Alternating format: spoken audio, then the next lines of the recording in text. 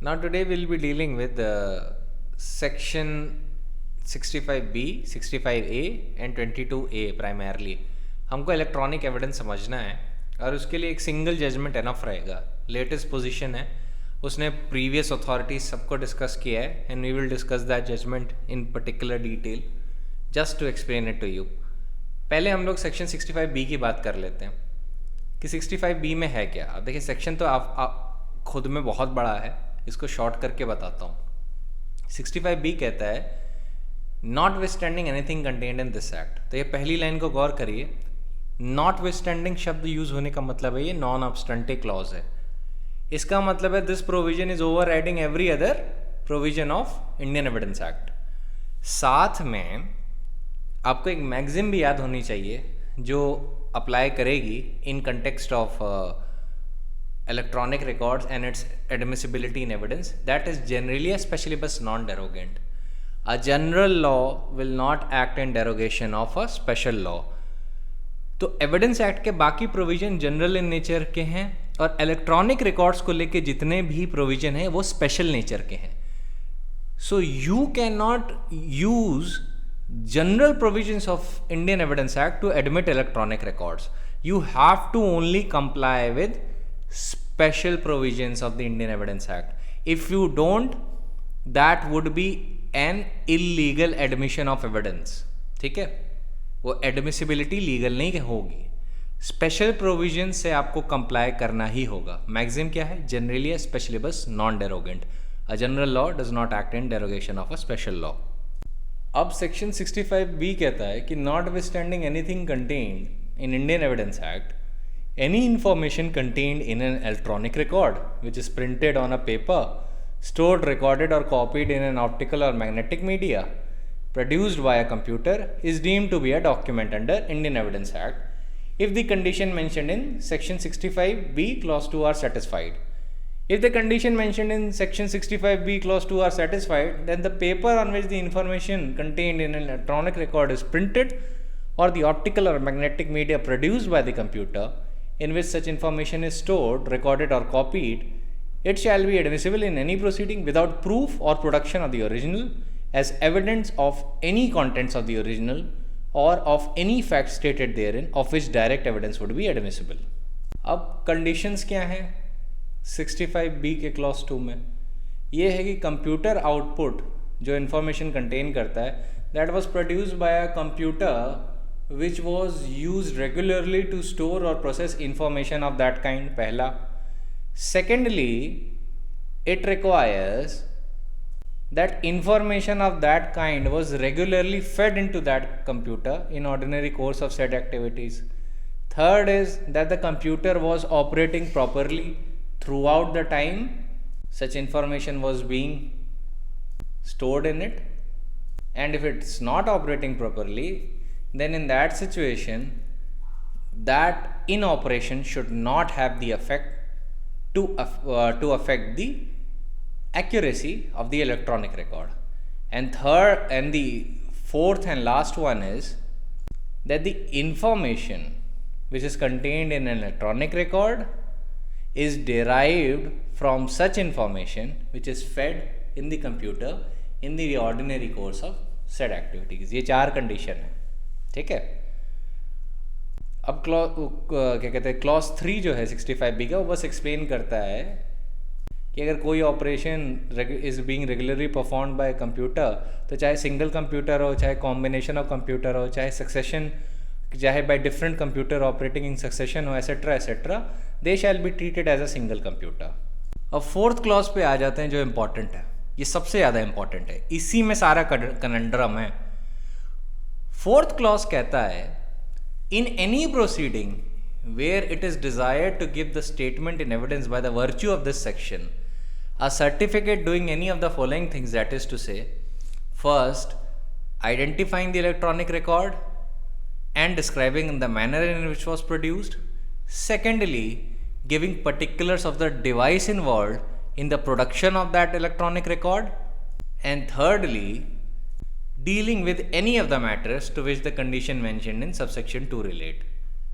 Then the fourth clause also further mentioned that it should be signed by a person occupying a responsible official position in relation to the operation of a relevant device or management of relevant activities, whichever is appropriate, that shall be evidence of any matter stated in the certificate, and for the purpose of this subsection it shall be sufficient for a matter to be stated to the best of knowledge and belief of the person stating it.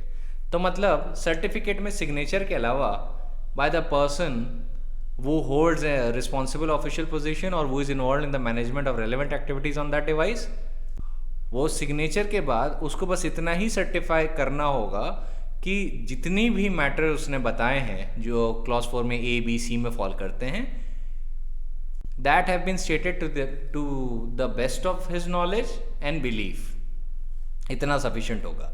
अब ये clause जो है ना admissibility से deal करता है, ये बताता है कि एविडेंस एडमिट होगा कैसे. तो ये सर्टिफिकेट बड़ा ज़रूरी होता है. कॉल डिटेल रिपोर्ट्स, आपका CDs, DVD, Blu-ray, if you want to put all of that in evidence, CCTV footage, etc. कोई भी इलेक्ट्रॉनिक इंफॉर्मेशन आप इमेजिन कर लीजिए, WhatsApp, screen shots, emails, memory card etcetera, जितनी भी चीज़ें हैं, इन सब के साथ जो भी चीज़ आप 65B में ला रहे हैं उसके साथ ये सर्टिफिकेट जो मेंशन है वो होना चाहिए. And this certificate has been the cause of conundrum for the Supreme Court. मतलब इतना confusion इसका रहा है कि सुप्रीम कोर्ट फ्लिप फ्लॉप कर रहा है. हाल ही में ये इशू फाइनली अभी थोड़े टाइम के लिए स्टेबल लग रहा है by the judgment of Arjun Pandit Rao Khotkar versus Kailash Kushan Rao Gorantyal, decided on 14 July 2020. ये 3 जजेस बेंच का डिसीजन है. इसके ऑथर हैं रोहिंग्टन फली नरीमन, बेंच थी रोहिंग्टन फली नरीमन, एस रविंद्र भट्ट और वी रामासुब्रमण्यम की. वी रामासुब्रमण्यम ने अपना एक सेपरेट ओपिनियन लिखा है, सेपरेट बट कंकरिंग ओपिनियन है. अब इस जजमेंट ने, अर्जुन पंडित राव के जजमेंट ने रिलाय किया है the judgment of Anwar versus PK Basheer पे. इस पे उसने प्राइमरी रिलायंस दी है क्योंकि ये सबसे पहला 3 जजेस बेंच का जजमेंट था जिसने पोजीशन ऑफ लॉ सॉलिडिफाई की थी ऑन इलेक्ट्रॉनिक एविडेंस. अभी जब मैंने आपको स्टार्ट में एक मैगजिम बताई और मैंने आपको बताया कि उस मैगजिम के परसुएंस में ही आप 65B के अंदर कोई इलेक्ट्रॉनिक रिकॉर्ड प्रूव करेंगे, ये मैगजिम एक्चुअली सबसे पहले सुप्रीम कोर्ट ने यूज़ की थी in that judgement in the context of 65B. वैसे ये मैगजिम कई पर्पस के लिए यूज़ होती है, रोमन मैगजिम है, it is ancient in origin, लेकिन सेक्शन 65B के कंटेक्स्ट में सबसे पहले ये यूज़ की गई थी सेक्शन 65B के कंटेक्स्ट में इन अनवर वर्सेस पीके बशीर के जजमेंट में. दैट वाज अ 3 जजेस बेंच जजमेंट, सबसे पहला ऑन दैट पॉइंट. अब इस जजमेंट में जो प्राइमरी इशू था that was regarding the settling of the position of law with regard to furnishing of certificate for electronic evidence under section 65B of the act due to conflicting rulings on this issue. तो जो reference गया था that was because of the conflicting rulings. अब क्या क्या conflicting rulings थी? Anwar versus Bashir कहता है, शॉर्ट में बता देता हूँ, कहता है कि भाई बिना सर्टिफिकेट के एडमिसिबिलिटी नहीं हो पाती क्योंकि this is a special law and you can not resort to general provision. Shafhi Mohammad versus state of Himachal Pradesh में कह दिया गया प्रोसीजरल प्रोविजन है, आप उसको एडमेंड कर सकते हैं. फिर के रामाज्याम एक जजमेंट है मद्रास हाई कोर्ट का, के रामाज्याम वर्सेस स्टेट, उन्होंने भी ये कह दिया कि आप जो हैं सेक्शन 65B के अलावा भी और प्रोविजन से रिजॉर्ट करके इलेक्ट्रॉनिक एविडेंस दे सकते हैं. वैसे ही in similar line was the judgment of Tomaso Bruno versus state of Uttar Pradesh. अब इस जजमेंट ने अनवर वर्सेस पीवी बशीर को, sorry Anwar versus PK Basheer को नोटिस नहीं किया था. Hence in this case in Arjun Pandit Rao this judgment Tomaso Bruno versus state of Uttar Pradesh was held to be per incuriam, so it doesn't lay down the good law. So basically जो अर्जुन पंडित राव का judgement है बहुत बड़ा. मैं चाहूँ तो इसको 8 पॉइंट में समराइज़ कर सकता हूँ, इनफैक्ट मैं कर भी देता हूँ for the sake of your convenience कि, और आप इसको लिख लीजिएगा because that is the summary of the entire judgement. पहला ये है कि supreme court held that the certificate under section 65B is a condition precedent to the admissibility of evidence by the way of an electronic record, and it upheld the judgment in Anwar versus P.K. Bashir, overruling the clarification in Shafi Muhammad. In addition to this, the Supreme Court overruled the decision of Madras High Court in K. Ramajayam, which held that evidence aliende can be given through a person who was in charge of a computer device in place of the certificate. Supreme Court also overruled the judgment in Tommaso Bruno versus State of Uttar Pradesh, which was per incuriam, and held that section 65A and 65B are clarificatory and procedural in nature and cannot be held to be a complete court on the subject. Furthermore, it also held that the requirement of certificate under section 65B is not always mandatory. तो Tomaso Bruno ने जो ये point held किया था ये भी overrule हो गया था. In context of section 65B, Supreme Court ने original document, which is the original electronic record contained in computer, which is the original information in which the original information is first stored, and secondly, the computer output containing such information, which may be treated as evidence of the content of original document. इन दोनों में differentiation किया. पहला क्या, जिस computer में सबसे पहली बार original document enter किया गया, और दूसरे किस चीज में डिफरेंस किया गया, the computer output containing such information which can then may be treated as evidence of the contents of original document. Supreme court ने कहा कि सर्टिफिकेट तब नहीं नेसेसरी होगा if the original document is itself is produced as a primary evidence. This can be done by the owner of the laptop, computer or computer tablet or even a mobile phone by stepping into the witness box and proving that the concerned device on which the original information is first stored is owned and operated by him. लेकिन जहाँ जहाँ भी the computer happens to be the part of a computer system or a computer network, then it becomes impossible to physically bring such system or network to the court. Then the only means of providing information contained in such electronic record can be through in accordance with section 65B and together with the production of the requisite certificate under 65B subsection 4 of the act. मतलब मान लीजिए आपके laptop में कोई document है, वो laptop as it is court में produce हो गया. अब वहाँ पे सर्टिफिकेट की ज़रूरत नहीं है, ओरिजिनल आपका सबसे पहले उधर ही था, उधर ही है, और ऐसे में वो डेटा किसी और कंप्यूटर से नहीं लाया जा रहा. तो ऐसी सिचुएशन में we don't need the certificate because the original document is itself is being produced as a primary evidence. तो आप जब witness box में जाएंगे और आप बोल देंगे कि yes this computer or mobile phone is being managed by me, then in that situation the certificate is not needed. लेकिन हर उस केस में जहाँ पे the computer happens to be the part of a computer system, जैसे call detail network है, अब Vodafone का tower है, अब वहाँ पे इंफॉर्मेशन कितनी जगह जाती होंगी, इंटरनेट रिकॉर्ड्स हैं, ये सारी आईएसपी प्रोवाइडर के पास रहती हैं, तो यहाँ पे मल्टीपल सर्वर्स होते हैं, मल्टीपल कंप्यूटर सिस्टम है. तो इन सारी सिचुएशंस के लिए there has to be a certificate. ठीक है, यहाँ पे सर्टिफिकेट बहुत ज़रूरी है अंडर सेक्शन 65B क्लॉज 4 या सब सेक्शन 4. अब सुप्रीम कोर्ट ने इस इश्यू से भी डील किया कि where the party is unable to produce a certificate who is not in the possession of electronic device. तो उसके लिए सुप्रीम कोर्ट ने कहा कि they are relevant provisions under Evidence Act, CPC and CRPC, and the judge has sufficient powers and jurisdiction to order the production of any such document. और supreme court ने कहा कि जहाँ पे पार्टी, कोई भी पार्टी, आप वो सर्टिफिकेट चाहते हैं वो आपको सर्टिफिकेट ना दे, तो ऐसी सिचुएशन में you can apply to the court in order to obtain such certificate. फिर कोर्ट ऐसे व्यक्ति को समन करेगा और उन्हें ऑर्डर करेगा to give you that certificate. इस पर्पस के लिए कोर्ट ने प्राइमरी रिलाई किया दो मैक्सिम पे, lex non cogit ad impossibilia, जिसका मतलब होता है the law does not demand the impossible and impotentia excusat legem. इसका मतलब है when there is a disability that makes it impossible to obey the law, the alleged disobedience of the law is then excused. अब Supreme court ने as a general rule बोला है कि electronic evidence जो है that has to be furnished at the latest before the trial begins. However the exercise of the power by courts in permitting the evidence to be filled at a later stage should not result in serious or irreversible prejudice to the accused in criminal trial. तो supreme court ने basically ये बोला है कि generally क्या है, हम चाहते हैं जो ये सर्टिफिकेट है और इलेक्ट्रॉनिक एविडेंस है ये ट्रायल शुरू होने से पहले ही आ जाना चाहिए. लेकिन मान लीजिए ट्रायल शुरू हो चुका है या अक्यूज्ड को सर्टिफिकेट की ज़रूरत है या मान लीजिए प्रोसिक्यूशन को सर्टिफिकेट की ज़रूरत है, तो ऐसी सिचुएशन में court will go with accordance with law. जहाँ पे प्रोसिक्यूशन वो सर्टिफिकेट मांग रहा है, कोर्ट को ये देखना होगा कि कहीं अक्यूज्ड इरिवर्सिबली प्रेजुडिस तो नहीं हो जाएगा.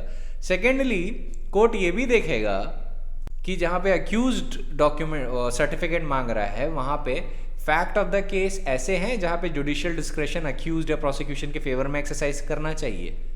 तो ऐसी सिचुएशन में मान लीजिए court finds that the case is fit to exercise this judicial discretion, तो कोर्ट चाहे तो ट्रायल के ओवर होने से पहले रिक्विजिट सर्टिफिकेट को ऑब्टेन करने का ऑर्डर दे दे एट एनी स्टेज, पर ट्रायल खत्म होने से पहले. और उस सिचुएशन में information contained in electronic record can be admitted and relied upon in evidence. फिर सुप्रीम कोर्ट ने जनरल डायरेक्शन सेलुलर कंपनीज और इंटरनेट सर्विस प्रोवाइडर्स को भी दिए to maintain call detail report and other relevant record of for the concern period in a segregated and secured manner if a particular call detail report or other record is seized during investigation in the said period. और ये बोला कि this is directed to be applicable to all criminal trial. साथ में supreme court ने एक report of 5 जजेस committee that was made in 2014 that was constituted in 2018 with a suggestion to form draft rule for the reception, retrieval, authentication and preservation of electronic record. In regards to that draft rule, court observed that these draft rule must be given statutory force to guide the court in with regard to preservation and retrieval of electronic evidence. साथ में court ने यह भी गौर किया that pursuant to section 67C of Information Technology Act, suitable rules for retention of data involved in trial of offences, their segregation, rules of chains of custody, stamping and record maintenance, and the entire duration of trials and appeal, and also with regard to preservation of metadata, should also be framed to avoid corruption. Last point ये था कि justice V Subramanian ने अपना एक separate opinion बनाया जहाँ पे उन्होंने यूके, यूएसए और कनाडा के इलेक्ट्रॉनिक रिकॉर्ड से लेके जो भी रूल्स और रेगुलेशंस थे उनसे डील किया. जैसे कनाडा में usually there is a presumption कि electronic record is correct and they primarily leave it to the parties to rebut that presumption one way or the other, चाहे support करे चाहे rebut करे. तो that was a very good judgment. और entirety में अगर देखा जाए तो judgment is factually very correct because it primarily relies on the precedence of Anwar versus P.K. Bashir. ये याद रखना चाहिए आपको. अब ये तो अपने आप में समरी थी, बट अब मैं डिटेल में रीजंस डिस्कस करूँगा, ठीक है, because we need to discuss the entire ambit of this judgement, क्योंकि ये जजमेंट अपने आप में एक वेब की तरह है. It deals with several other judgements. तो आप अगर 65B का इशू फॉलो करते हुए नहीं आ रहे हैं एवर सिट्स इट्स इंसेप्शन इन नवजोत सांधू alias अफसान गुरु के केस से, तब तक आपको बड़ा कन्फ्यूजन होगा कि इसमें चल क्या रहा है. Because I have been following this issue from day 1, तो मुझे पता है कितने फ्लिप फ्लॉप हुए थे. पहले मैं आपको फ्लिप फ्लॉप बताता हूँ. पहला जजमेंट आया इस पॉइंट पे, state NCT of Delhi versus Navjot Sandhu alias Afsan गुरु. इसमें उन्होंने बोला कॉल डिटेल रिपोर्ट्स का सर्टिफिकेट लेना ज़रूरी नहीं है. सिंपली बता रहा हूँ सिंप्लीफाई करके. उसके बाद 2014 में एक जजमेंट रिपोर्ट हुआ अनवर पीके versus PK Bashir, Anwar PV versus PK Bashir. उसमें इन्होंने बोला, सुप्रीम कोर्ट ने 3 जजेस की बेंच ने, कि सेक्शन 65A और 65B is a complete code.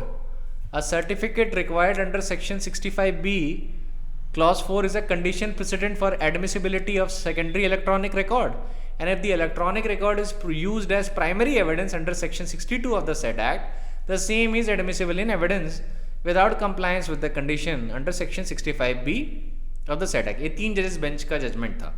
Navjot Sandhu वाला जो जजमेंट था वो 2 जजेस की बेंच का था. सिमिलरली 2015 में एक जजमेंट आया Tomaso Bruno versus state of Uttar Pradesh. ये भी 3 जजेस की बेंच का जजमेंट था। इन्होंने Anwar versus P K Bashir का कॉग्निजेंस लिया ही नहीं, तो ऐसे में ये जजमेंट पर इंक्यूरियम हो गया। ध्यान रखिएगा प्रिंसिपल क्या होता है कि अगर मान लीजिए एक 3 जज की बेंच ने या किसी भी जज की बेंच ने एक पॉइंट पे पहले जजमेंट दे दिया है, तो सेम बेंच या कॉन्करेंट बेंच की स्ट्रेंथ वाली सुप्रीम कोर्ट की कोई भी बेंच उसके खिलाफ जजमेंट नहीं देती है without taking it into confidence. तो जो फर्स्ट इनटू टाइम होता है वो जनरली स्ट्रॉन्गर होता है। लेट अस सपोज जो सब्सिक्वेंट 3 जजेस बेंच है वो डिसएग्री करे अर्लियर 3 जजेस बेंच के व्यू से, तो ऐसे में उसे क्या करना चाहिए, they should actually place the judgment और the issue before the Chief Justice and ask him to frame a constitutional bench जो इस इशू को फाइनली डिसाइड करेगी। बट ऐसा नहीं हो सकता कि 3 जजेस की बेंच एक साइड पे पहले इशू में एक जजमेंट दे, फिर आगे चल के 3 जजेस की बेंच उसी इशू पे दूसरा जजमेंट दे, because that will lead to confusion and conundrums, जैसा कि हो रहा था 65B में। तो Tomaso Bruno versus state of UP को अर्जुन पंडित राव खोदकर में पर इंक्यूरियम करार दे दिया गया। पर इंक्यूरियम क्यों? इसका मतलब होता है पर इग्नोरेंस। वो इसलिए क्योंकि इन्होंने Anwar versus P K Bashir को कॉग्निजेंस में नहीं लिया था, so that was over ruled. अच्छा, अब बता देता हूँ टोमासो ब्रूनो ने क्या बोला था। टोमासो ब्रूनो ने बोला था कि secondary evidence of the contents of the document can also be led under section 65 of the Indian evidence act to make CCTV footage admissible. अब आप देख रहे हैं कि कितना कन्फ्लिक्ट चल रहा है। इसके बाद एक जजमेंट आया राजस्थान हाईकोर्ट का, Paras Jain versus state of Rajasthan. That was reported in 2015। इसमें राजस्थान हाईकोर्ट ने कहा कि certificate as required under section 65B can be produce subsequently in any circumstance if the same was not produced along with electronic record and not produced in the court with the charge sheet or produced but not in proper format, so it is a curable irregularity। मतलब पारस जैन की judgement में बोला गया कि आप certificate आगे भी दे सकते हैं। वैसे ही दिल्ली हाईकोर्ट का जजमेंट भी आया था 2015 में, जिसका नाम था कुंदन सिंह वर्सेस स्टेट। उन्होंने बोला था requisite certificate need not be given at the time of tendering of evidence but could be at a subsequent stage of the proceeding, that could be given at the subsequent stage of the proceeding. इन दोनों ही judgment को Supreme court ने concurrence दी है in Arjun Pandit Rao versus Kailash Kushan Rao. यही जो judgement discuss कर रहे हैं ये दोनों दिल्ली हाईकोर्ट के और राजस्थान हाईकोर्ट के जजमेंट को कंकरेंस दी है। सुप्रीम कोर्ट ने कहा है एज अ जनरल रूल तो ट्रायल शुरू होने से पहले ही सर्टिफिकेट आ जाना चाहिए, लेकिन आगे भी सर्टिफिकेट दिया जा सकता है। जो मैंने जो अभी पॉइंट आपको अर्लियर एक्सप्लेन किया था उस कॉन्टेक्स्ट में कि there the court has to see with regards to fact and circumstances of the case कि ऐसे में अलाउ करना चाहिए ऐसा document in such electronic record in evidence और नॉट।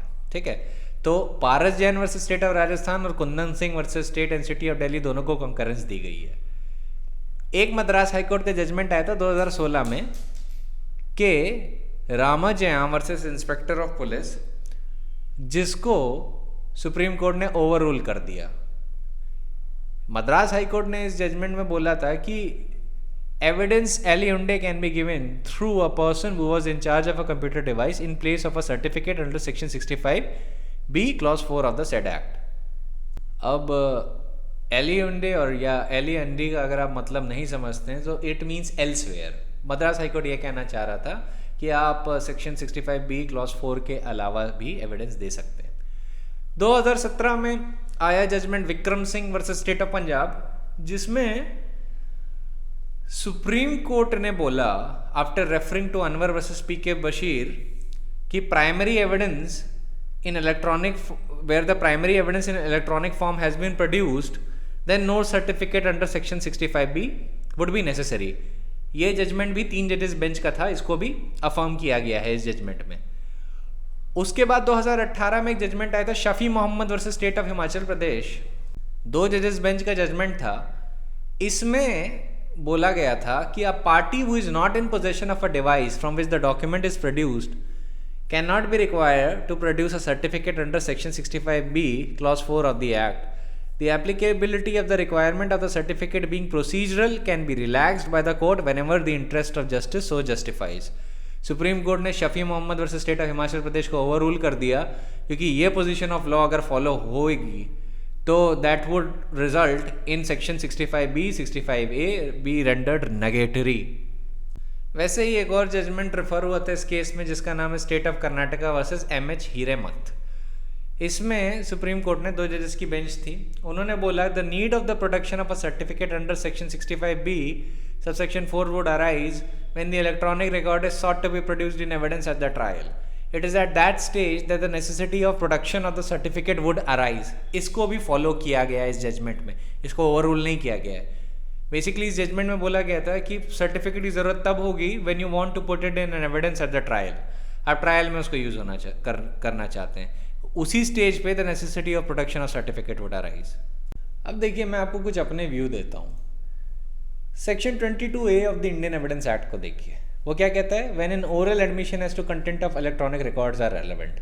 वो कहता है oral admission as to contents of the electronic record are not relevant unless genuineness of the electronic record produced is in question.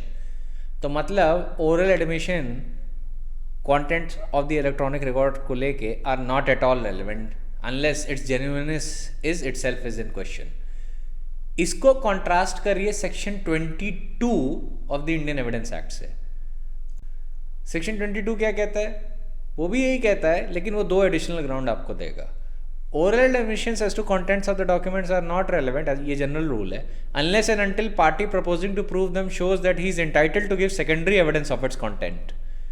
और उसके बाद unless genuineness of the document produced is in question. तो मतलब अगर आप entitled हो गए secondary evidence देने के लिए या genuineness of the document produced is in question, तब आप ओरल एविडेंस दे सकते हैं. बट 22A में क्या है, 22A में सिर्फ एक ही ग्राउंड है, when the genuineness of the electronic record produced is in question. Similarly section 59 को देखिए, वो क्या कहता है, all fact except the contents of electronic records and contents of document may be proved by oral evidence. तो मतलब आप सारे फैक्ट को ओरल एविडेंस से प्रूव कर सकते हैं एक्सेप्ट कंटेंट्स ऑफ डॉक्यूमेंट और इलेक्ट्रॉनिक रिकॉर्ड्स को लेके. Now you look at section 65A जो सिंपली ये कह देता है कि इलेक्ट्रॉनिक रिकॉर्ड्स प्रूव होंगे 65B के हिसाब से. और 65B कैसे शुरू होता है, not with standing anything contained in this act. इसका मतलब नॉन ऑब्स्टेंटे क्लॉज है. When we read all of these together, इससे एक ही कंक्लूजन निकलता है कि this section is intended to be a special and complete code in itself. So it is a special law on the topic of admissibility of electronic record. तो आप इसी section से comply करके ही इलेक्ट्रॉनिक रिकॉर्ड को admit करेंगे इन evidence. You cannot have resort to section 63 or 65 or 66 and reading them all together to admit electronic record. आपको section 65B से word और स्पिरिट में कंप्लाई करना है. It is very essential. अब सवाल उठता है, how will you obtain the certificate. भाई मान लीजिए अगर ऑपोजिंग पार्टी के पास है, या मतलब मान लीजिए किसी इन्फ्लुएंशियल अथॉरिटी के पास है जो आपको सर्टिफिकेट देना ही नहीं चाहती, then how will you obtain the certificate. तो पहली बात आप section 165 of the Indian evidence act को देखिए, वो क्या कहता है. Section 165 of the Indian evidence Act empowers a जज to order production of any document और thing in order to discover और obtain proof of relevant facts. तो अगर इलेक्ट्रॉनिक रिकॉर्ड रेलेवेंट है, सो द जज in its power under section 165 of the Indian evidence Act can summon in. उस purpose के लिए आप जज को एक एप्लीकेशन लिख सकते हैं ऑन दैट मैटर. सिमिलरली आप जब order 16 of civil procedure code का देखते हैं, which deals with summoning and attendance of the witness, और स्पेसिफिकली उसके रूल 6, 7 और 10 को देखते हैं, तो 6 क्या कहता है, any person may be summon to produce a document and without being summoned to give evidence, and any person summoned merely to produce a document shall be deemed to have been complied with summons if he causes such document to be produced instead of attending personally to produce the same. Rule 7 कहता है order 16 का कि any person present in the court may be required by the court to give evidence or produce any document then and there in its possession or power. जहां पे witness fails to comply with the summons and such failure is willful in nature, then the court may, if it thinks fit, may issue a warrant either with or without bail, or order arrest of such person, or make such an order as to attachment of his property to such amount not exceeding the amount of cost of attachment, and any fine it may desire to impose as under rule 12, so it thinks fit. और IPC के भी provision चाहे तो वो apply कर सकता है, but right now I am just keeping it basic जिससे आपको समझने में आसानी हो. तो ये जब सिविल केसेस में बात हो रही हो तब you can comply with all these provision. Order 16 का rules 6, 7 और rule 10 and read with section 165 of the Indian Evidence Act. अब आपके दिमाग में ये सवाल आ रहा होगा कि सर अगर CRPC में अगर क्रिमिनल मैटर चल रहा है तो कैसे मंगाएंगे डॉक्यूमेंट को. Easy, you comply with section 91 of the CRPC जो कहता है whenever court or any officer in charge of police station considers the production of any document or other thing necessary or desirable for the purpose of investigation, inquiry, trial or other proceeding, बहुत wide clause है, other proceeding, under this code by or before such court or officer, such court may issue summons or such officer a written order to that person in whose possession or power such document or thing is believed to be, requiring him to attend and produce it or to produce it at the time and place stated in the summons and order. इसके through वो certificate, CDR reports etcetera etcetera ये सारी चीज़ें मंगवा सकता है. वैसे ही section 349 of the CRPC भी बताता है कि आप उस विटनेस को इम्प्रिजन कर सकते हैं वो refuses to answer question to you और refuses to produce a document not exceeding 7 days at one time. साथ में आप obviously you can resort to IPC provisions. अभी IPC के प्रोविजंस की बात नहीं कर रहा हूँ, ये सारे आंसर आपको मिल जाएंगे कि IPC में कौन सा कंपल्सिव स्टेप है फॉर प्रोसिक्यूशन. वो है कंटेम्प्ट ऑफ लॉफुल अथॉरिटी और पब्लिक सर्वेंट के चैप्टर में आपको सब मिल जाएंगे. ये डॉक्यूमेंट नहीं प्रोड्यूस करोगे तो कोर्ट क्या करेगा, एसेट्रा एसेट्रा. लेकिन आपको प्रोसीजरली इन्फॉर्म कर रहा हूँ कि देखिए क्रिमिनल मैटर है, you can comply with CRPC section 91. Civil matter है, you can comply with order 16, rule 6, 7 and 10 in order to compel the production of such documents, details, CDR reports and certificate, and also all of these provisions would be read with section 165 of the Indian Evidence Act, which authorizes the judge to order production of any document or thing in order to discover or obtain proof of relevant facts. I am assuming कि जो document और electronic record आप produce करना चाहते हैं वो relevant है. अब मैं आपको समझाता हूँ primary evidence in electronic form क्या होता है. ये अनवर वर्सेस PK बशीर में भी बताया गया था और इसको सबसे अच्छे तरीके से बताया गया है Vikram Singh versus state of Punjab में. 3 जजेस बेंच का जजमेंट है जिसमें अनवर वर्सेस PK बशीर का लॉ फॉलो किया गया है. इसमें बोला गया था कि primary evidence in electronic form अगर प्रोड्यूस किया जाता है तो कोई भी सर्टिफिकेट अंडर 65B की ज़रूरत नहीं पड़ेगी. अच्छा, इसके कंटेक्स्ट में एक पैराग्राफ पढ़ देता हूँ, पैराग्राफ 25 ऑफ दैट जजमेंट, जिसमें कंटेंड किया था काउंसिल ने कि जो टेप रिकॉर्डेड कन्वर्जेशन जिस पे रिलायंस प्लेस किया गया है वो बिना किसी सर्टिफिकेट के एडमिट किया गया है एविडेंस में, सर्टिफिकेट अंडर 65B. तो काउंसिल ने कंटेंड किया कि ऑडियो टेप्स जो रिकॉर्ड किए गए थे उनको बिना सर्टिफिकेट के एडमिट किया गया है. सो ऐसी सिचुएशन में जो इलेक्ट्रॉनिक रिकॉर्ड को एडमिट जो किया गया है दैट इज़ फ्लॉड. तो इसमें हुआ क्या था, रैंसम कॉल जिस फ़ोन पे की गई थी उसी फ़ोन में टेप रिकॉर्डर था और वो उसी स्पॉट पे रिकॉर्ड किया गया था. एंड जो पुलिस ऑफिसर्स भी वहाँ पे थे और उन्होंने टेप को रिकॉर्ड किया. तो इस कंटेक्स्ट में सुप्रीम कोर्ट बोला कि conversation on the landline phone of the complainant situated in a shop was recorded by the complainant. The same cassette containing the conversation by which the ransom call was made on the landline phone was handed over by the complainant in original to the police. वो पूरी तरीके से originally hand over कर दिया गया था police को. फिर supreme court said that the tape recorded conversation was not a secondary evidence which required certificate under section 65B, since it was the original cassette by which the ransom call was tape recorded. there cannot be any dispute that for admission of secondary evidence of electronic record, a certificate as contemplated by section 65B is a mandatory condition. तो court ने differentiate किया कि जहाँ पे original device itself, इस case में tape recorded conversation जो था वो ओरिजिनल में ही प्रोड्यूस किया गया था, कोर्ट ने कहा तो ऐसी सिचुएशन में we don't need a certificate under section 65B. लेकिन जहाँ पे इलेक्ट्रॉनिक रिकॉर्ड को लेके सेकेंडरी एविडेंस है, there we need a certificate under 65B. अब जैसे किन सिचुएशन में सेकेंडरी एविडेंस हो जाएगा?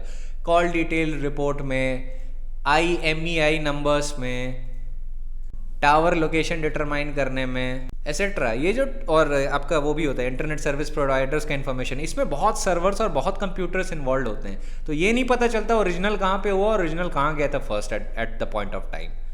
तो ओरिजिनल की जहाँ तक बात है वो इन सिचुएशन में नहीं है.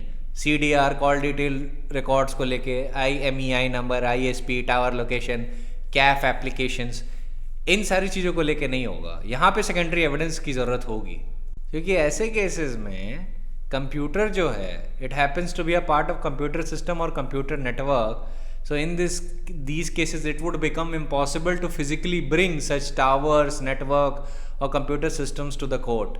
And the only means of providing information contained in such electronic record can only be through with accordance with section 65B subsection 4. Read with obviously section 65B subsection 1. तो सर्टिफिकेट के बाद ही एडमिसिबिलिटी होगी, क्योंकि original document या original electronic record के cases में मान लीजिए आपके लैपटॉप में आपने कोई let us suppose incriminating material type करके रखा है and that is seized, let us suppose. तो ऐसे में आपका लैपटॉप ही ओरिजिनल डॉक्यूमेंट बन जाएगा. That would be treated as primary evidence. अब उसके लिए सर्टिफिकेट लेने की जरूरत नहीं है. In this situation, the owner of the laptop, computer, tablet or even a mobile phone can step into the witness box, can simply say that the concerned device on which the original information is first stored is owned or operated by him. That would suffice. को किसी भी certificate की जरूरत उस case में नहीं होगी. लेकिन जहाँ पे computer happens to be the part of a larger network, जैसे CDR के केसेस में आपके international mobile equipment identity, customer application forms, etcetera, ISP informations को लेके, इसमें बहुत सारे सर्वर्स और नेटवर्क्स इन्वॉल्व होते हैं. They can not be physically brought before the court. तो ऐसी सिचुएशन में क्या होगा? ऐसी सिचुएशन में the document would be the secondary electronic record, secondary evidence की तरह ट्रीट किया जाएगा, and that has to be coupled with a certificate under section 65B subsection 4. फिर कोर्ट ने बड़ी इंटरेस्टिंग चीज़ की इस केस में. The supreme court also used 2 Latin maxims, that is lex non cogit ad impossibilia, the law does not demand the impossible, and in potentia excuset legem, when there is a disability that makes it impossible to obey the law, the alleged disobedience of law is then excused. और बोला कि trial courts can rely on these Maxim's and exercise their powers in securing the certificate under section 65B in relation to any secondary electronic record. इसको hold करने का object बस इतना था, to create a balance between the right of the parties and powers of the court to procure such certificate. मान लीजिए आपकी सारी रिक्वेस्ट के बाद भी आपको सर्टिफिकेट नहीं दिया जाता है, then apart from the provisions of the Indian Evidence Act, CPC and CRPC that I just mentioned, the trial courts on an application being made to them order and direct the requisite certificate to be produced by the person to whom it sends someone to produce a certificate. The party asking for that certificate has also to show to the court that he has done all that he can possibly do to obtain the requisite certificate, and in that situation the court must also keep in mind the Latin maxims that I just mentioned. फिर supreme court ने कई judgements भी बताए जिस पे उन्होंने इस maxim पे रिलाई किया था in order to lay down the law and to give a judgment and decide a particular matter. तो सबसे पहला केस इन्होंने जो मेंशन किया था वो था re presidential poll case, and they give a judgment on that basis. अब मैं एक जजमेंट बताता हूँ आपको जो इस जजमेंट से हट के बड़ा इंटरेस्टिंग था. आप लोग अगर NJAC का केस फॉलो किए होंगे तो आप ये बात जानते होंगे, लेकिन अगर नहीं किए हैं तो मैं बताता हूँ. NJAC का जब केस डिसाइड हो रहा था, Supreme court advocate on record association versus union of India, उस सिचुएशन में एक बहुत पेक्यूलियर हैपनिंग हुई थी। पेक्यूलियर हैपनिंग ये हुई थी कि कुछ हाई कोर्ट जजेस थे जिनका टर्म एक्सपायर होना था। वो एक्सपायर मतलब उनका एडिशनल हाई कोर्ट जजेस थे और ऐसी सिचुएशन में उनका टर्म ख़त्म होने वाला था। तो अब ये था कि सुप्रीम कोर्ट ने एनजेएसी को तो आते स्टे कर दिया था, तो उसके अंदर गवर्नमेंट एक्ट नहीं कर सकती। और वहाँ पे कॉलेजियम को लेके जो भी इंटरप्रिटेशन वाले प्रोविजंस थे उनको तो रिपील कर लिया गया था। तो सिचुएशन ये थी, ऐसी सिचुएशन में किया क्या जाए। एडिशनल जजेस का अगर टर्म एक्सटेंड नहीं हुआ तो क्या सिचुएशन होगी, दैट इज़ नॉट नोन। उनको हटना पड़ेगा उस सिचुएशन से। तो what the supreme court did, उस इम्पॉसिबिलिटी की सिचुएशन में supreme court exercises power under article 142 to extend their tenure for a further 6 months by their own judicial order, and they just gave the power to the president to notify, and that was remarkable thing that the Supreme Court did. Supreme Court exercised Article 142 because the Supreme Court found that this is a situation of necessity and I should do that. खैर, coming back to the मैग्जिम्स, ये जो 2 मैग्जिम्स थी ये supreme court ने कई cases में apply किए हैं। एक Cochin state power and light corporation versus state of Kerala में भी अप्लाई किए हैं। उसमें एक क्वेश्चन अरोज हुआ था और क्वेश्चन ये था, the exercise of an option of purchasing and undertaking by state electricity board under section 6 subsection 4 of Indian electricity act 1910. The provision required a notice of at least 18 months before the expiry of the relevant period to be given by such state electricity board to the state government. Since this mandatory provision was impossible in compliance, Supreme Court held that the state electricity board was excused from giving such notice. इन्हीं maxims के basis पे ये judgement दिया गया था। इन्हीं 2 मैगजिम के साथ एक और थर्ड मैगजिम आती है, actus curiae neminem gravabit, the act of the court shall prejudice no one. ये भी इंपॉर्टेंट मैगजिम है, इसको भी लेके थोड़ा डिस्कशन हुआ था। केस का जो रेफरेंस दिया था उन्होंने राजकुमार दुबे वर्सेस तारापदा दे का।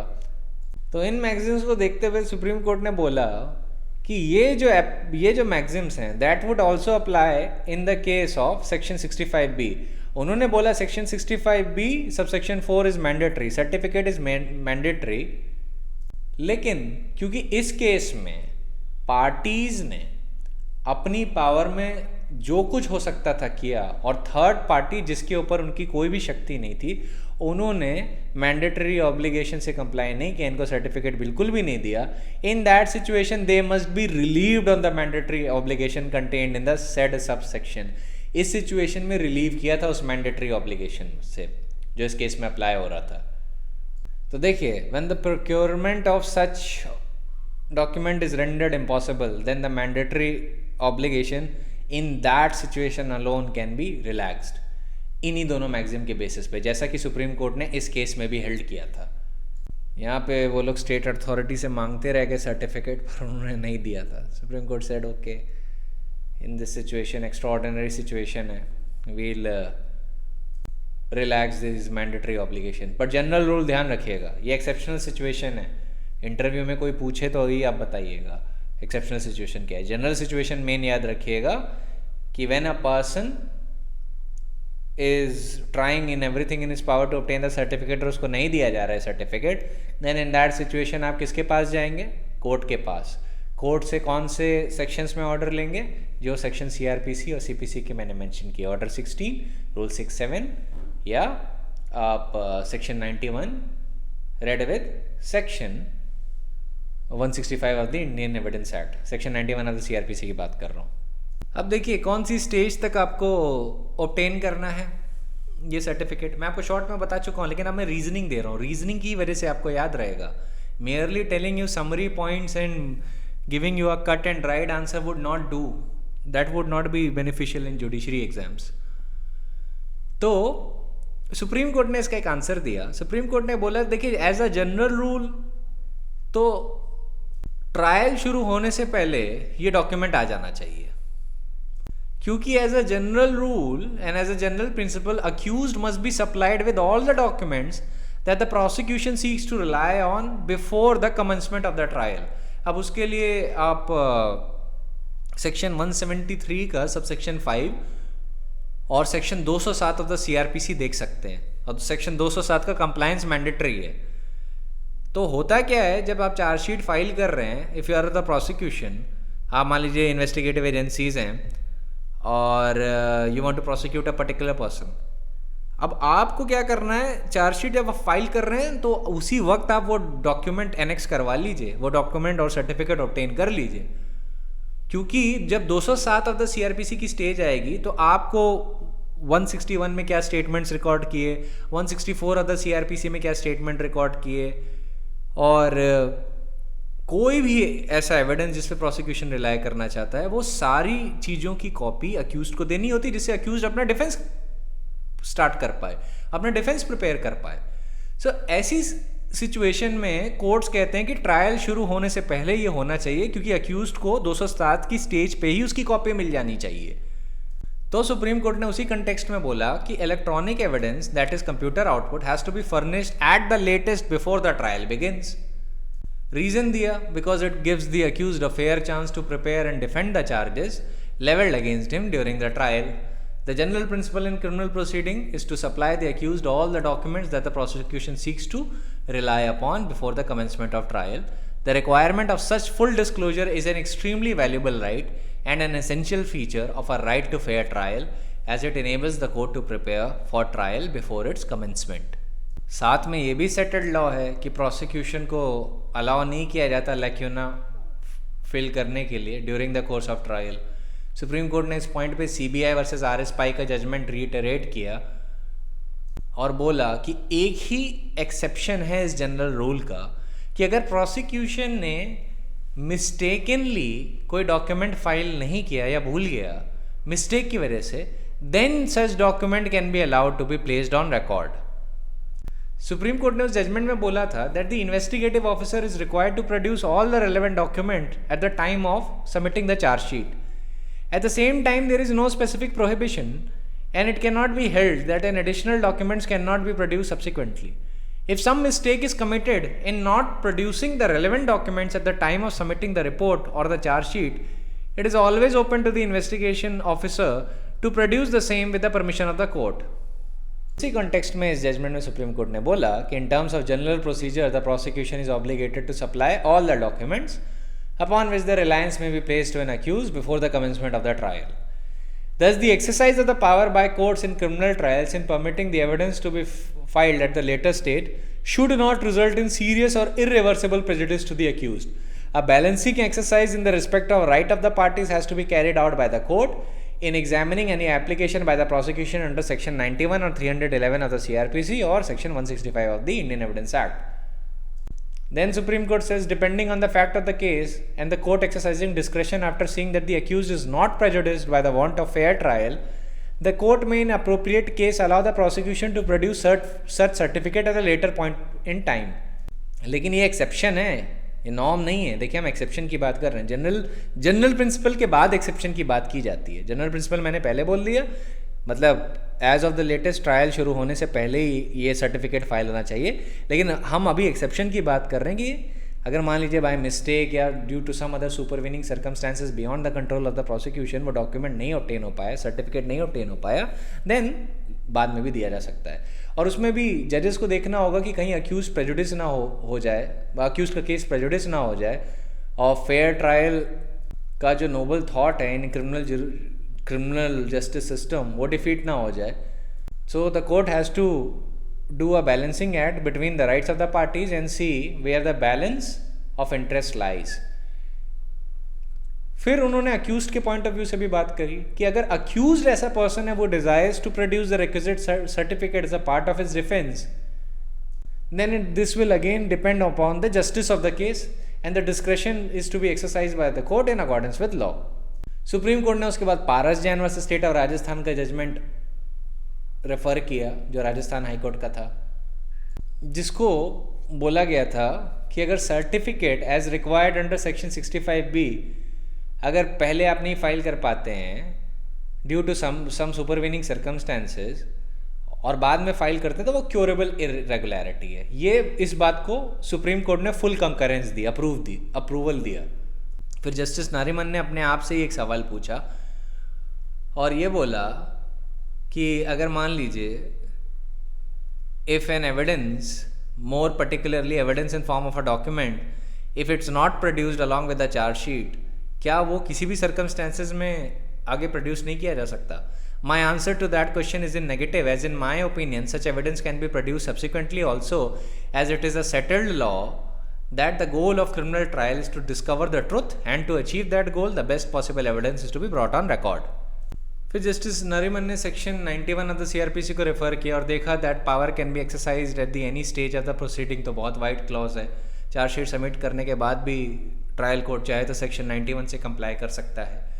और उन्होंने section 311 of the CrPC refer किया, और जस्टिस नरीमन के ओपिनियन में 311 में प्रोडक्शन ऑफ अ डॉक्यूमेंट भी कॉल किया जा सकता है if it is essential for just decision of the case. फिर जस्टिस नरीमन ने सेक्शन 173 सबसेक्शन 8, जहाँ पे सब्सिक्वेंट इन्वेस्टिगेशन होती है, फर्दर इन्वेस्टिगेशन होती है बाय पुलिस ऑफिसर, उसको लेके एक ऑब्जर्वेशन दिया कि एडिशनल एविडेंस अगर ऑब्टेन होता है पुलिस का, तो ये तो स्टैट्यूटरी, पुलिस को अगर एडिशनल एविडेंस ऑब्टेन होता है then that is the statutory right of the police to file a supplementary chargesheet. और एडिशनल एविडेंस ओरल भी हो सकता है, डॉक्यूमेंट्री भी हो सकता है, तो अगर वो सप्लीमेंट्री चार्जशीट फाइल कर सकती है then the material collected during further investigation can not be rejected because it has been filed at the later stage of the trial. अब देखिए, अब मान लीजिए इलेक्ट्रॉनिक एविडेंस बाकी चार्जशीट सबमिट करने के बाद फर्दर इन्वेस्टिगेशन में मिला, तो सप्लीमेंट्री चार्जशीट भेजेगी।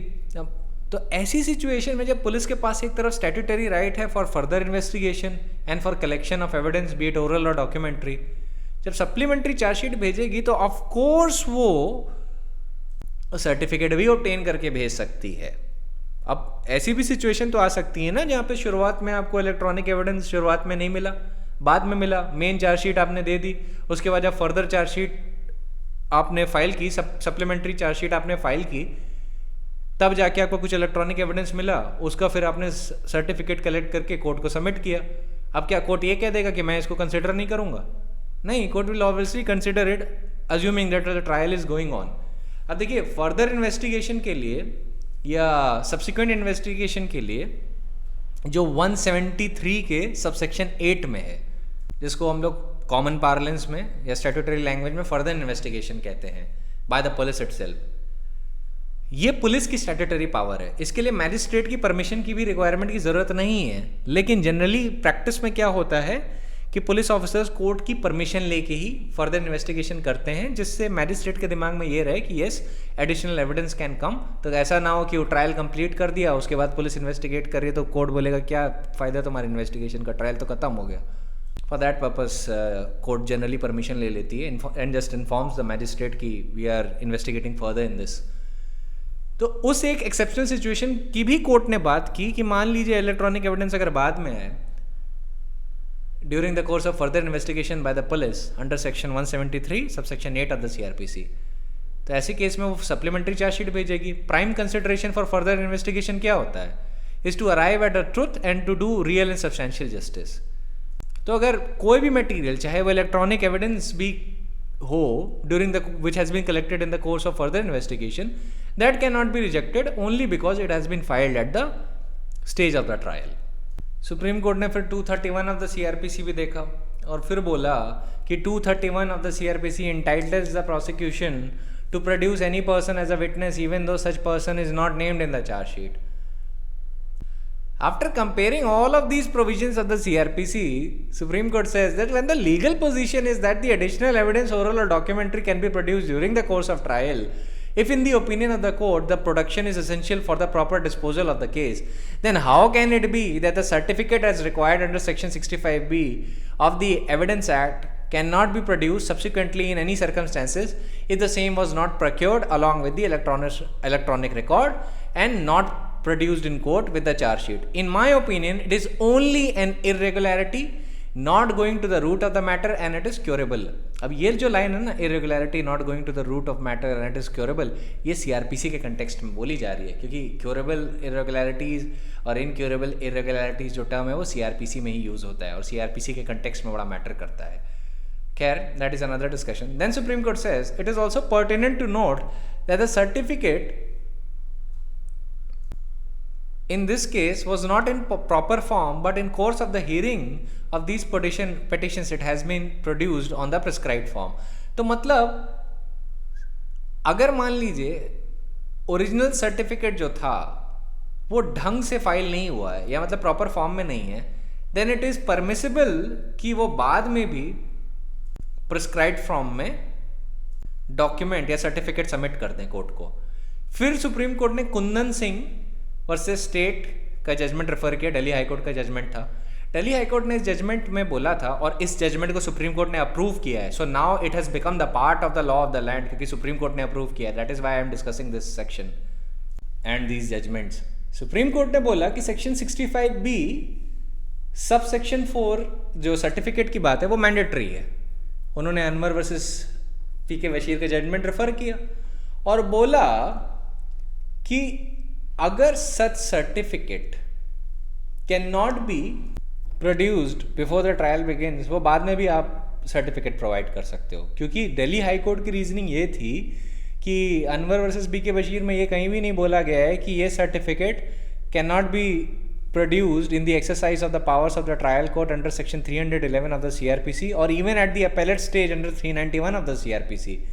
उन्होंने बोला evidence act is a procedural law and in the view of the pronouncement of Anwar versus PK Bashir, the prosecution may be entitled to invoke the aforementioned provisions when justified and required. Of course, it is open to the court and presiding officer at the time to ascertain and verify whether the responsible officer could issue the said certificate and meet the requirements of section 65B. तो Delhi high court एक step आगे गया था, उसने बोला था आप appellate stage पे भी ये सर्टिफिकेट ऑब्टेन करवा सकते हैं, which is in my view the best possible view. मेरे हिसाब से ये वाला व्यू सबसे अच्छा है, लेकिन ये मेरा ओपिनियन है, don't need to write that. तो सुप्रीम कोर्ट ने इस जजमेंट के बारे में क्या बोला? सुप्रीम कोर्ट ने बोला subject to the caveat laid down in paragraph 50 and 54 above, the law laid down by these two High Courts has our concurrence. तो Kundan Singh versus state and city Delhi को अप्रूव किया था and that is a very good judgment. और जो paragraph 50 और 54 की बात कर रहे हैं वो वही बात कर रहे हैं कि एज अ जनरल रूल ये सर्टिफिकेट ट्रायल के दौरान ट्रायल होने से पहले ही मिल जाना चाहिए, क्योंकि 207 में अक्यूज्ड को हर उस मटेरियल और हर उस डॉक्यूमेंट की कॉपी चाहिए होती है on which the document seeks to rely upon, and a balancing exercise has to be done with respect of the rights of the parties under when the document is being sought for. और उसके लिए आप application डाल सकते हैं under section 91, 311 of the CRPC और section 165 of the Indian evidence act अगर criminal case है, in order to obtain that certificate. वैसे ही पैराग्राफ 50 में बोला गया था कि अगर डिफेक्टिव सर्टिफिकेट दिया गया है या सर्टिफिकेट डिमांड होने के बाद भी सर्टिफिकेट नहीं दिया गया है, तो ट्रायल जज क्या करेगा? he will summon the requisite persons referred to in section 65B subsection 4 and require certificate to be given by such person, and the trial judge with exercises discretion in accordance with law in civil cases and with requirements of justice। तो ये main paragraph थे। तो वो general rule की बात वहाँ पे की थी और उसके बाद उन्होंने एक्सेप्शनल रूल डिस्कस किए थे। So it is very important for you to understand कि जब Kundan Singh versus NCT Delhi approve किया है तो वहाँ पे दिल्ली हाई कोर्ट ने क्या बात बोली थी कि अपेलेट स्टेज पे भी ले सकते हैं। So it is an interesting thing that the supreme Court took note of and then approved. देखिए, the supreme Court took note of this thing कि दिल्ली हाई कोर्ट ने बोला है कि एक्सेप्शनल सर्कमस्टेंसेज में अपेलेट स्टेज पे भी सर्टिफिकेट लिया जा सकता है, लेकिन this should be very exceptional circumstance. तो ऐसी सिचुएशन में supreme Court noticing all this approved it बोला, लेकिन ये सब एक्सेप्शनल सिचुएशन में जाता है। जनरल पोजीशन मैंने आपको एक्सेप्शनल सिचुएशन डिस्कस करने से पहले ही बता दी थी। तो I hope you understand all this. अब याद रखिएगा 65B सबसेक्शन 4 में कौन से पर्सन है जो सर्टिफिकेट दे सकते हैं? A person in responsible official position और the person involve in management of those devices और the management of relevant activities, यही दोनों पर्सन दे सकते हैं। फिर सुप्रीम कोर्ट ने इसके बाद एक जनरल डायरेक्शन दिया to maintain CDRs, cellular companies को और इंटरनेट सर्विस प्रोवाइडर्स को और सारे रेलेवेंट रिकॉर्ड्स। इसको मैंने शुरुआत में बता दिया था, थोड़ा प्रोसीजरल इन नेचर है, एग्ज़ाम के पॉइंट ऑफ व्यू से उतना एसेंशियल नहीं है, लेकिन इसमें IT एक्ट के सेक्शन 67C को डिस्कस करते हुए बोला था कि जितनी भी इंफॉर्मेशन जैसे कि उस एक्ट में मैंडेट की गई है आप प्रिजर्व करेंगे। साथ में conference of chief justice of the high Court ने जो ड्राफ्ट रूल्स जो इलेक्ट्रॉनिक एविडेंस के लिए डिसाइड किए थे एंड जो उसकी रिपोर्ट सबमिट की थी उसके लिए बोला है कि that should be given statutory recognition. उस रिपोर्ट में ड्राफ्ट रूल्स थे for reception, retrieval, authentication and preservation of electronic record. तो ये था कुल मिला के आपका पूरा judgment which needed a clarification. क्योंकि देखिए क्यों इतने सारे जजमेंट डिस्कस किए मैंने, वो इसलिए कि कहीं ऐसा ना हो कि आपसे कोई शफ़ी मोहम्मद पूछ दे तो आप कंफ्यूज हो जाएं कि अरे इस जजमेंट के बारे में तो मुझे नहीं पता है ना। सो द थिंग इज़ कि ये सारे जजमेंट इसलिए डिस्कस करने आपसे बहुत ज़रूरी थे जिससे you understand the entire situation in totality. एक इंटरेस्टिंग पॉइंट बताता हूँ, जो अनवर वर्सेस पीके बशीर था इसने नवजोत सांधू को पार्शली ओवर रूल किया था, ठीक है। और फिर जो भी जजमेंट मैंने डिस्कस किए जो ओवर रूल्ड हो चुके हैं, जैसे Tomaso Bruno versus state of Uttar Pradesh, it was overruled because it was per incuriam. फिर K Ramajayam versus inspector of police Madras high court का ओवर रूल हुआ है। Shafi Mohammad versus state of Himachal Pradesh overrule हुआ है, ठीक है। फिर Vikram Singh versus state of Punjab follow हुआ है। दिल्ली हाई कोर्ट का आपका Kundan Singh versus state affirm हुआ है, कंकरेंस हुआ है, उसे कंकरेंस दिया गया है। Paras Jain versus state of Rajasthan को कंकरेंस दिया गया है, वो राजस्थान हाई कोर्ट का जजमेंट है। Tomaso Bruno versus state of UP को 3 जजेस बेंच का जजमेंट है, इसको ओवर रूल किया गया है। ये सारी बात याद रखिएगा मेन। अब देखिए CDR पे आपको थोड़ा बताता हूँ। अब जैसे जैसे आपका ACP, DCP और CID, CBI, NIA, ATS, SEBI, income tax department है, इनके पास पावर होती है to extract call detail reports from telecom companies, उनको ऑर्डर दे सकते हैं डायरेक्टली। लेकिन आप कैसे ऑब्टेन करेंगे? आपको मैं एक फॉर्मेट बता देता हूँ। आप जिस भी जगह पे रिजाइड करते हैं वहाँ पे जज की कोर्ट में, मैजिस्ट्रेट की कोर्ट में प्रेफरेबली, आप एप्लीकेशन डालिए section 91 of the under section 91 of the CRPC on behalf of the party seeking the direction. फिर नेम और एड्रेस बताइए टेलीकॉम कंपनी का, और फिर उनसे ये मांगिए कि कॉल डिटेल्स बोथ इनकमिंग और आउटगोइंग पूरी आपको दें, और फिर उसमें मोबाइल नंबर, कंप्लेनेंट एसेट्रा सारी डिटेल्स मेंशन करें। एप्लीकेशन को स्टार्ट करें प्रॉपरली। फिर वहाँ से ये सब लिखने के बाद टाइटल, हेडिंग्स और बाकी चीज़ें लिखने के बाद, सब्जेक्ट लिखने के बाद वो लाइन लिखें, most respectfully showeth that first that the complainant case, name of the case against the respondent is based on the absolutely false allegation and present case is pending before this honorable court and the same is fixed for hearing। फिर date mention करिए, hearing की date क्या है। Secondly respondent used to receive calls, number mention करिए, किस period के दौरान होता था वो मेंशन करिए। फिर बताइए कि respondent जो है has strong apprehension and the reasons to believe that, या रिस्पॉन्डेंट या कंप्लेनेंट जो भी पार्टी को आप बिलोंग कर रहे हैं उसको लेके बोलिए कि you believe that the adverse party has filed a false case against you in honourable court और he seeks to harass you. For that reason you need to have an order under section 91 of the CRPC from this honorable court। फिर आप try guidelines और बाकी सारी चीज़ें भी mention कर सकते हैं कि telecom guidelines are required to preserve the data of the past 6 months of the subscriber and the period of the calls received by the respondent. उसके बाद प्रेयर क्लॉज मेंशन करेगा। सारा आपने डिटेल बताने के बाद जुरिसडिक्शन बता लिया, डेट बता ली, ये भी बता दिया there is no alternative and efficacious remedy available except for moving the present application. ये भी बता दिया if the present application is rejected it would cause grave injustice to you. जिस भी पार्टी को आप बिलोंग कर रहे हैं उस पार्टी का प्रॉपर नाम लीजिएगा। अगर कंप्लेनेंट है तो कंप्लेनेंट, रिस्पोंडेंट है तो रिस्पोंडेंट।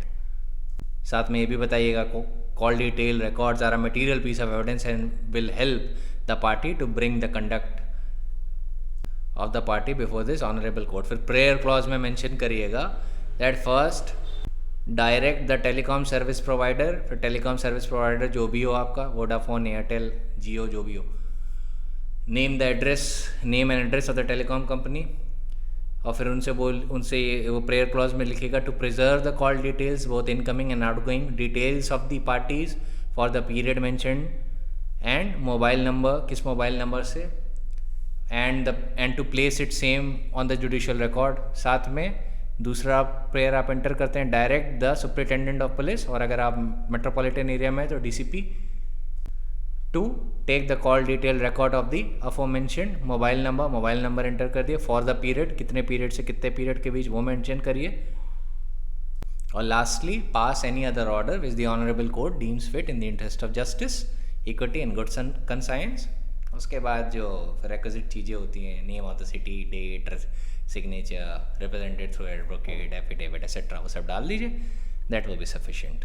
ठीक है, अब ये सारी चीज़ें ड्राफ्टिंग की आर्ट होती है, ये मैं आपको तब बता रहा हूँ if you plan on going inside the court.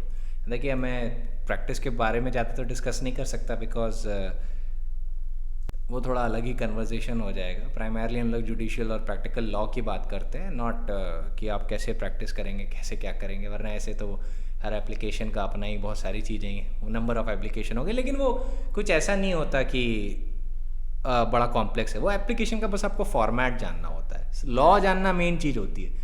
Law is 90%, वो जान गए तो 10% ये एप्लीकेशन कैसे ड्राफ्ट करना है वो जान ही जाएंगे। ठीक है, वो इतनी बड़ी बात नहीं होती। तो ऐसा मत समझ लीजिएगा कि अरे ये तो कोई गोल्डन इन्फॉर्मेशन है जो आज तक नहीं सुनी थी। It is a very simple thing, आप अवेयर रहेंगे आपको पता चल जाएगा। मैंने जैसे आपको थोड़ा सा बता दिया, लेकिन फैक्ट्स एंड सर्कमस्टेंसेस को देख के एप्लीकेशन ड्राफ्ट की जाती है। मैंने तो आपको बड़ा जनरल फॉर्मेट बना के भेजा है, मतलब बताया है, बहुत ही जनरल फॉर्मेट आपको बता रहा हूँ। ये फॉर्मेट वो है कि मान लीजिए मुझे कुछ भी नहीं पता है मैं किस साइड से अपेयर कर रहा हूँ, तो मैं ऐसे एक फॉर्मेट अपने कंप्यूटर में बना के रखता हूँ, एंड जस्ट इन केस जो भी पार्टी आती है फिर वहाँ पे थोड़ा वो एंटर कर देता हूँ depending on the fact and circumstances, क्या एडिशनल इन्फॉर्मेशन एंटर करना है और क्या एडिशनल इन्फॉर्मेशन डिलीट करना है, आई डिसाइड इट अकॉर्डिंगली। मैं आपसे एप्लीकेशन के फॉर्मेट आपको बताना चाहता था कि कैसे होता है। अब नेक्स्ट पॉइंट पे आ जाता हूँ। ये हो गया आपका 65B का सारा पॉइंट हो गया। अब क्या व्हाट्सएप फॉरवर्ड एविडेंस माना जाता है? The answer is given in the case of national lawyers campaign versus union of India. अब एक लॉयर्स के फोरम पे एक वो लॉयर्स का व्हाट्सएप ग्रुप था, वहाँ पे एक इन्फॉर्मेशन शेयर हो रही थी कि a person made serious allegation on some judicial authority and committed suicide. तो उसके बेसिस पे वो लोग व्हाट्सएप फॉरवर्ड कर रहे थे एक दूसरे को। अब ये था उस व्हाट्सएप फॉरवर्ड के बेसिस पे एक केस इंस्टीट्यूट कर दिया गया। दिल्ली हाईकोर्ट ने बोला कि व्हाट्सएप फॉरवर्ड्स जो हैं they are making a very serious allegation on a mere hearsay without the petitioners being able to show that they had any occasion to form any reasonable beliefs। फिर Delhi high court ने बोला कि petitioners को original information तो है नहीं except that alleged WhatsApp circulated post, and they have not stated in any manner or tried to even ascertain whether the allegation contained in the petition are true or not।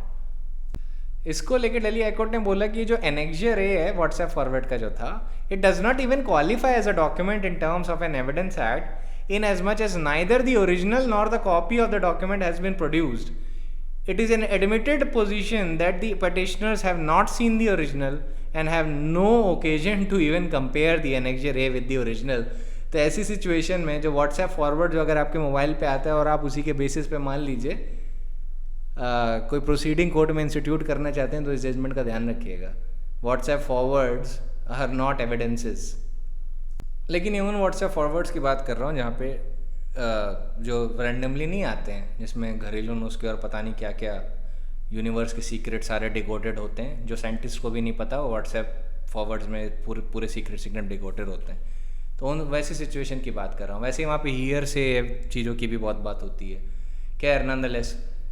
लेकिन ऐसा भी मत समझ लीजिएगा कि मान लीजिए दो बिजनेस फर्म्स व्हाट्सएप पे एक दूसरे से कांटेक्ट कर रहे हैं, ईमेल्स पे एक दूसरे से कांटेक्ट कर रहे हैं, तो that can not be treated as negotiation और evidences. They can be, of course you would need to comply with section 65B। लेकिन अब 65B को डिस्कस कर लिया, तो मैं जब व्हाट्सएप और ईमेल की बात कर रहा हूँ, तो व्हाट्सएप में जितना भी डेटा है, तो एक केस है Ambalal Sarabhai enterprise versus KS Infraspace. इन्होंने इंजंक्शन डिमांड किया था। प्लेंटिफ ने जो सूट इंस्टीट्यूट किया था, that was for declaration and specific performance against the defendant और उन्होंने कंटेंड किया था कि उनके बीच में कंक्लूडेड कॉन्ट्रैक्ट है और डिफेंडेंट्स ने नेगोशिएशंस के बाद एक प्रॉपर्टी को सेल करने को अग्री किया था। इन्होंने 216 कह रहा हूँ 2 करोड़ 16 लाख एडवांस में दे दिए थे and plaintiff was ready and willing to pay the balance amount. उनका पूरा कहना था कि there is a concluded oral contract between the party. ध्यान रखिएगा, कॉन्ट्रैक्ट ओरल भी हो सकता है, रिटन भी हो सकता है। आप रिटन देखते हैं इसका मतलब ये नहीं है contract can not be oral. इस केस में ओरल कॉन्ट्रैक्ट पे चीज़ें इस्टेब्लिश हो रही थी, पर दिक्कत ये थी कि ये इस्टेब्लिश कर नहीं पाए थे। तो यहाँ पे उसको लेके उन्होंने व्हाट्सएप मैसेजेस और ईमेल्स जो दोनों पार्टीज़ के बीच में एक्सचेंज हुए थे वो सबमिट किए, और ये चाहते थे सुप्रीम कोर्ट इस पॉइंट पे एक टेम्परेरी इंजंक्शन दे दे। तो इंजंक्शंस की बातों को हटा के मेन में व्हाट्सएप की बात पे आता हूँ। सुप्रीम कोर्ट ने बोला WhatsApp messages which are virtual verbal communication are a matter of evidence with regard to their meaning and contents and they are to be proved at trial by the evidence in chief and cross examination. ध्यान रखिएगा, ये सारी चीज़ें अगर डालनी है court में you have to comply with 65B certificate लगेगा। Then emails and WhatsApp messages will have to be read and understood cumulatively to decipher whether there was a concluded contract or not. The use of the words final draft in email dated 30 March 2018 cannot be determinative by itself। इस case में supreme court ने बोला। फिर court ने कुछ email और WhatsApp messages में देखे कि जो मेमोरेंडम ऑफ अंडरस्टैंडिंग था उस पर लिखा था फाइनल फॉर डिस्कशन। इसका मतलब कोर्ट ने बोला कि ये सारी चीज़ों को देख के ये नहीं लग रहा है कि यहाँ पे कंक्लूडेड कॉन्ट्रैक्ट था। कोर्ट को लगा कि अभी भी नेगोशिएशंस चल रही हैं। तो supreme court after noticing everything saw that the plaintiff at this stage has failed to establish that there was a mutuality between the parties and that they were ad idem. So according to the Supreme Court अभी concluded contract नहीं था, so on that basis temporary injunction अभी हम इस stage पे issue नहीं कर सकते क्योंकि अभी it is a matter of evidence और ट्रायल कोर्ट को प्रोसीड करने देना चाहिए। तो बेसिकली ये पॉइंट मैंने आपसे इसलिए डिस्कस किया कि मैं आपको ये बताना चाह रहा था कि जो व्हाट्सएप मैसेजेस हैं और ईमेल्स हैं they can also be used as evidence, but then again you have to comply with section 65B। अब वो डिपेंड करता है कि आप अपने ही मोबाइल को अपने ही मोबाइल का दिया हुआ मैसेज अगर किसी तरीके से प्रूव करना चाहते हैं और आप ही उसके मैनेजमेंट में और वो क्या कहते हैं you are the person who was involve in the management and you are the owner of that mobile who was using that particular mobile throughout the relevant period, तो ऐसी सिचुएशन में आपको सर्टिफिकेट आप खुद थोड़ी ना देंगे। You can just go inside a witness box and just say that I am the owner of this mobile and I issued this message. लेकिन जब होगा किसी सर्वर को लेना है या मान लीजिए किसी थर्ड अथॉरिटी से आपको एक्सट्रैक्ट करना है या मान लीजिए किसी दूसरे के कंप्यूटर या मोबाइल से आया हुआ कोई डेटा या इन्फॉर्मेशन आप अपने मोबाइल के थ्रू प्रोड्यूस करके दिखा रहे हो, then you need a certificate. क्योंकि ऐसी सिचुएशन में वो आपका ओरिजिनल इलेक्ट्रॉनिक एविडेंस नहीं कहलाएगा। वो डिफरेंस थोड़ा याद रखिएगा of the case of Vikram Singh versus state of Punjab, जहाँ पे अनवर वर्सेस पीके बशीर में प्राइमरी एविडेंस और सेकेंडरी इलेक्ट्रॉनिक एविडेंस के को लेके डिफ्रेंशिएट किया गया था, और सेकेंडरी इलेक्ट्रॉनिक एविडेंस जो कंप्यूटर सिस्टम या large number of computer networks में होता है वहाँ पे सर्टिफिकेट की कैसे ज़रूरत होती है, उस चीज़ को लेके डिफरेंस का एक बार थोड़ा सा ध्यान रख लीजिएगा। अब इतना एडवांस पॉइंट आपसे कोई एग्जाम में नहीं पूछेगा, आपको एग्जाम में सिर्फ जजमेंट को लेके ही क्वेश्चन आएगा, और बस ये है कि थोड़ा बहुत चीज़ें आपको ये मेंशन कर लेना है, याद रखना है कि किस स्टेज पे आपको डॉक्यूमेंट फाइल करना है, सर्टिफिकेट फाइल करना है, कौन कौन अथॉरिटीज़ हैं जो सैंक्शन कर सकते हैं, किन किन CRPC और CPC के रेलेवेंट प्रोविज़न से कंप्लायंस करना होगा। लेट अस सपोज अगर कोई पार्टी आपको 65B का डॉक्यूमेंट ना दे, या कौन सी मैक्सिम एप्लीकेबल हैं ऑन द गिवन केस, या कौन से जजमेंट को ओवररूल किया है, इन सब चीज़ों से सवाल आ सकता है। बट इतना डिटेल में आपसे नहीं पूछेंगे कि आप दोनों में डिफरेंस बताइए, कि थोड़ा कॉम्प्लेक्स हो जाएगा, ठीक है। लेकिन अगर हो भी जाएगा तो आपको मैंने बता दिया, you will be able to handle that. और जब भी आप इन सारी चीज़ों से डील कर रहे हो तो याद रखिएगा कि एग्ज़ाम में आपको Ram Singh versus colonel Ram Singh tape recorded conversation या स्टेटमेंट्स का क्या सीन है, उस पर भी सेक्शन 65B का भी इशू आता है। और Yusuf Ali versus state of Maharashtra में, RM Malkani versus state of Maharashtra में क्या पोजीशन ऑफ लॉ होल्ड की गई थी, वो सारी चीज़ें मैं पहले ही आपसे डिस्कस कर चुका हूँ प्रिलिमिनरी लेक्चर में भी, और 2-3 लेक्चर पहले भी मैंने डिस्कस किया था। सो उन सारी चीज़ों का भी ध्यान रखिएगा। प्राइमरली उससे सवाल आपको आना ही आना है, ठीक है, मोस्ट प्रोबेबली आएगा। तो उससे रेलेवेंसी का और एडमिसिबिलिटी का दोनों पार्ट का ध्यान रखिएगा। टेप रिकॉर्डेड कन्वर्जेशन डॉक्यूमेंट की तरह ट्रीट किए जाते हैं। So that is it for today, I will see you tomorrow, ठीक है। वो सारे पॉइंट्स का ध्यान रखिएगा जो आपसे एग्जाम के पॉइंट ऑफ व्यू से पूछे जाएंगे। मैंने आपको डिटेल डिस्कशन इसलिए कर दिया क्योंकि आपको पोजीशन ऑफ लॉ समझने की ज़रूरत है। अब ये भी ज़रूरी नहीं है कि आज तक नहीं पूछा गया तो आगे नहीं पूछा जाएगा, हो सकता है आगे पूछ लें, हो सकता है इट इज़ वेरी प्रॉबेबल कि अब वो ये कहें कि नहीं, we can not go according to the old standard, हम उनसे अब डिटेल में नई नई चीज़ें पूछेंगे। तो ये भी सारी चीज़ें हो सकती हैं, तो इनके लिए भी तैयार रहिएगा। So that is why I am telling you all such details. मैं सिर्फ उन्हीं की बात नहीं करता हूँ जो हो चुका है, क्योंकि वो तो हो जाएगा आराम से। टेप रिकॉर्डेड कन्वर्जेशन 65B के बेयर एक्ट के सेक्शन और बेसिक इंग्रेडिएंट्स, ये सारी चीज़ें पूछेंगे। लेकिन हो सकता है आगे आपसे और डिटेल में पूछा जाए, because you would be appearing 1 or 2 years from now on in examination, most of you. तो ऐसी सिचुएशन में आपसे हो सकता है एडवांस क्वेश्चनिंग हो, तो उसके लिए भी प्रिपेयर रहिएगा। यू नेवर नो कि मेंस में एग्जामिनर का क्या दिमाग बन जाए। So that is it for today, I will see you tomorrow.